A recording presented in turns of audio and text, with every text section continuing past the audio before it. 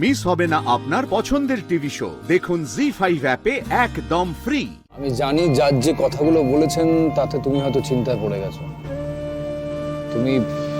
তোমার হয়তো ভাবনাতে এগুলো ছিল না। ওনার কথাগুলো তোমার কাছে হয়তো শাস্তির মতো মনে হচ্ছে। এই যে হঠাৎ করে আবার আমার সঙ্গে একসঙ্গে থাকার বিষয়টা, এটা তো তোমার ভাবনা চিন্তার মধ্যে ছিল না। তুমি তো বললেই। তুমিও তো জানতে না, তাই বললে না,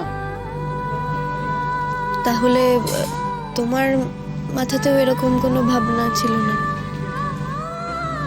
ন্যাচারালি ছিল না। তাহলে আমার কাছে এই অর্ডারটা যদি শাস্তির মতন হয়, তোমার কাছে তো আরো বড় শাস্তি, তাই না? যুক্তিটুকুই ঠিক, বাকি আর কিছু না। কিন্তু জীবনের সবকিছু তো যুক্তি মেনে চলে না।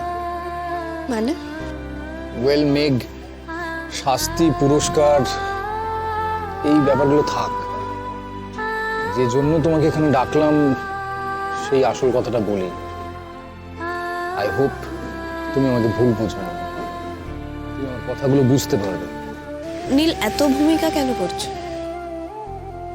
দেখো মেঘ, এই অর্ডারের জন্য তোমাকে কোনো বিড়ম্বনার মধ্যে পড়তে হবে না। তুমি ঘাবড়িও না, তুমি ভয়ও পেও না। দেখো, আমি তোমাকে আমার সঙ্গে থাকার জন্য কোনোভাবেই বাধ্য করছি না। অর্ডারটা খুবই শকিং। আসলে জাজ হয়তো ঠিকমতো কনভিন্সড হননি যে আমাদের দুজনের সম্পর্কটা আর জোড়া লাগার মতো অবস্থায় নেই, তাই হয়তো এটা। নীল, তুমি আজ আমাকে বড্ড অবাক করছো। মেঘ, তাকিয়ে থেকো না এমন করে আমার দিকে, আমার সব গোলমাল হয়ে যাবে। আমি লোভে পড়ে যাব মেঘ।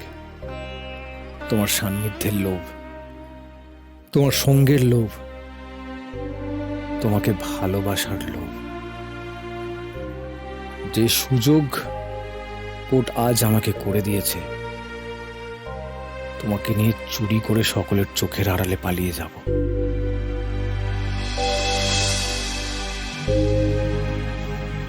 সরি, বলছিলাম জাজ যে ডিসিশনটা দিয়েছেন উনি তো শুধুমাত্র আমাদের পিটিশনটা দেখে দিয়েছেন। আসলে উনি তো আর জানতেন না যে আমাদের দুজনের মধ্যে অবস্থাটা ঠিক কি।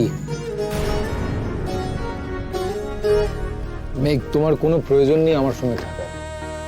কেন থাকবে তুমি? আমি বলছি মেঘ, তুমি যেমন আছো ভালো আছো, তুমি ভালো থাকো। দেখো, আমরা কোর্টের কাছে কিচ্ছু জানাবো না যে আমরা একসঙ্গে থাকছি না। আর আমরা যে একসঙ্গে থাকছি না সেটা তো কারোরই কোর্টকে জানাবার কোনো দরকার নেই, তাই না? তুমি বুঝতে পারছো আমি কি বলছি? নীল, আমার কেন খারাপ লাগছে ভাবতে যে তুমি আমার সঙ্গে থাকতে চাইছো না, আর সেটার জন্য তুমি কোর্টের ভার্ডিক্ট দিবে।